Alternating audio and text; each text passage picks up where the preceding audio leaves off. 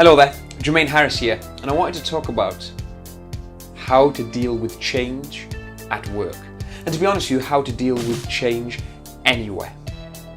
It's like when people say, I love surprises. It's not true. They actually love the surprises that they want. We have lots of surprises in life that we don't want, and we call them problems. So when it comes to dealing with change at work, we have to come up with a process of thought management to be able to control what we can control, and almost like that Zen practice of letting go of the things that we can't control. So what can we control, truly? Only really two things: what we think and what we do.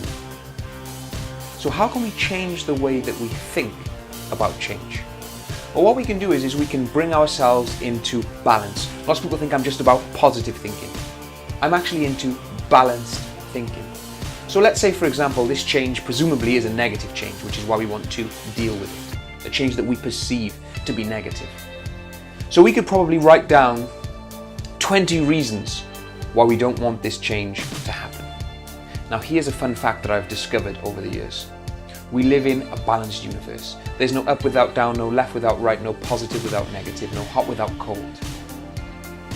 So if we can write down 20 reasons why we don't want this change to happen, we'll be able to find 20 reasons why, if we really work hard, this is hard work, 20 reasons why or how the change could benefit us now or in the future. And you'll be amazed at the difference that this makes. Some of you even watching this now have thought, what about if it's a change that I really don't want? Now, one of the most dramatic examples of this balancing act of life that I've seen, I met a woman whose 3 sons were stabbed during violence, inner city violence. And this lady now has got to a point where she is grateful for what she went through, because she now perpetuates the phenomenal message of peace and love and taking people away from the inner city violence.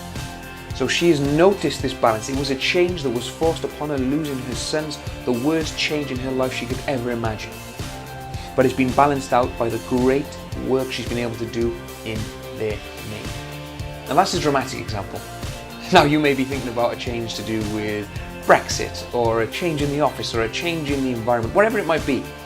Go through that process, create the balancing act, and there are lots more things that you can do to deal with change that I talk about during my keynotes and trainings as well.